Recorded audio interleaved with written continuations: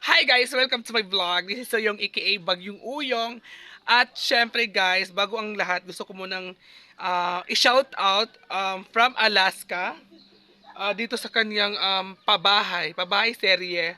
At syempre guys, itong trabahong to, bahay na to, pabahay serye ay siya, hindi mo na siya natrabaho ngayon kasi Merkules ngayon, Merkules. Kasi nga, yung kapatid ng asawa ko ay nagtrabaho pa. So ngayon guys, nakabili na po ako ng bumili din ako ng 30 pieces na Hello Blacks. At bumili din ako ng binili ko din yan, ano tawag dyan? Tubo. At saka yung parang hose yata siya, may nasa loob parang hose na dilaw. Oo, para magamit dito sa ating gagawing dirty kitchen. Dirty kitchen ng aking kapatid. Kasi nga, sirang-sira talaga dito sa kanyang bahay sa dirty kitchen. So, kailangan isimiento. Thank you so much from Alaska. From Alaska po yung nagbigay ng pang kitchen daw niya. So, sana tuloy-tuloy na po itong trabaho at hindi mo na natrabaho ngayon. Kasi nga naghanap buhay muna yung yung asawa ng kapatid ko kasi hindi ko naman matustusan yung pang-araw-araw nila, 'di ba? So mas maganda na magtrabaho muna siya konti. Pero tatrabahuin daw 'yan pag may budget na ulit. So yan na po guys ha. So yeah guys, siguro tomorrow magtatrabaho sila ulit tomorrow. Ngayon nagtrabaho sila, so hindi nagtrabaho. So tomorrow guys, magtatrabaho to ulit. At i-update ko po kayo sa ating bahay series sa aking kapatid. So yeah guys, and I love you. Bye! Vlog for today, magsisimula na po tayo sa trabaho ng aking kapatid. At yung unang gagawin po nating steps ay yung kitchen niya, yung dirty kitchen niya kailangan. At syempre makikita niyo naman sobrang gulong ngayon sa likuran ko kasi naglilinis kami ng aking kaibigan dito sa bahay ng aking kapatid kasi sobrang dumi talaga dito, sobrang gulo ng bahay at dito ako natutulog. So kailangan linisin ko kasi natatakot ako everyday pag baka may ahas, tuklawin ako. So ngayon guys, ipapakita ko po sa inyo ang ginagawa ng aking bayaw. So tignan natin sa likod guys kasi nagsisimula na po sila magtrabaho. Kaya let's go! Bye! Mula magtrabaho, dito po tayo magsimula.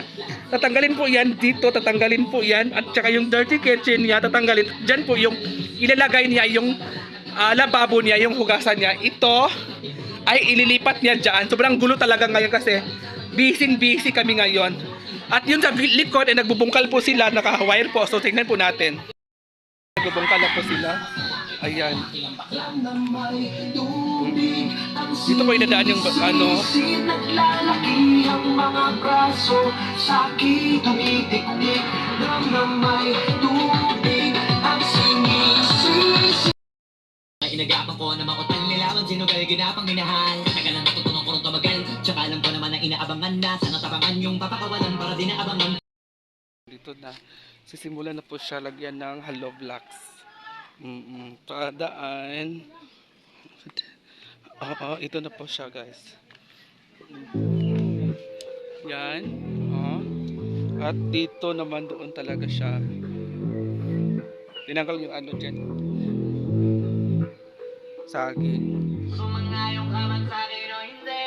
Kung anong meron ako. Hello Blacks.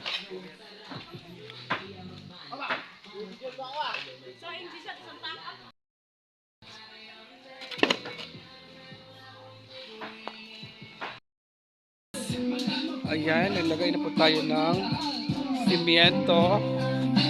Ayan.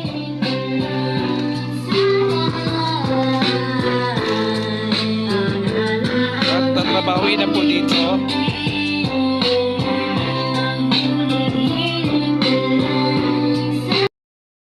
Ayan guys, so nagpamasa na po sila. Ayan.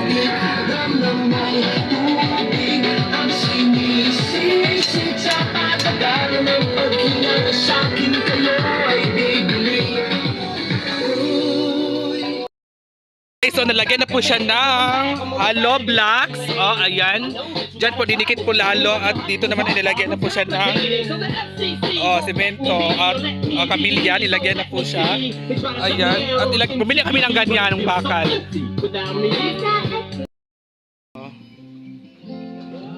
Hmm. Kasi nga, para malawak, yung tubo natin, ay ito po yung tubo natin.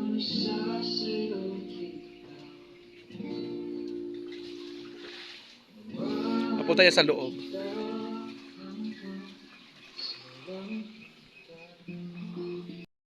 So, dito po tayo ngayon sa unang araw ng ating trabaho dito sa likod ng bahay ng aking sister. Ayan. Bumili po ako kanina ng bakal kasi kulang lang po yung bakal. So, bumili ako ng bakal ulit. Ayan. At bukas naman ulit kasi papunta yan doon sa pinakadulo. Papasok po yan. So, finally, nakita na po natin yung unang araw ng trabaho nila. Oo. Ubos na yung hollow blocks at bumili din ako ng hollow blocks kanina. Oo, kasi nakulang eh. Bumili ako nito, isang piraso. Gagawing ano ng aking sister, dirty kitchen. Papunta po diyan pa loob po. So, dito muna yung unang araw.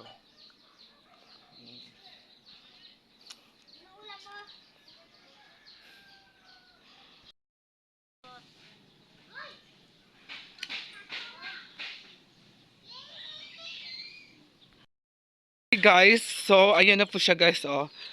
By the way, hindi muna siya natatrabaho ngayon kasi Lunes at yung asawa ng kapatid ko ay nagtatrabaho muna siya doon sa kanyang trabaho. At bumili din ako ng tubo. Ayan po yung tubo binili ko. Ayan, para doon sa lababo niya. At bumili na ng kabilya. At ito yung mga sako-sakong balas. Oh, yan yung balas. Diba? So wala mo ng trabaho ngayon kasi nga nagtatrabaho yung si kuya sa ibang kasi kung magtatrabaho siya dito, wala silang kakainin. Ayan. Bumili din ako ng tubo, ayan, para gagamitin din yan. Sabi ni kuya para sa wire. Di ba? Bumili ako ng tubo.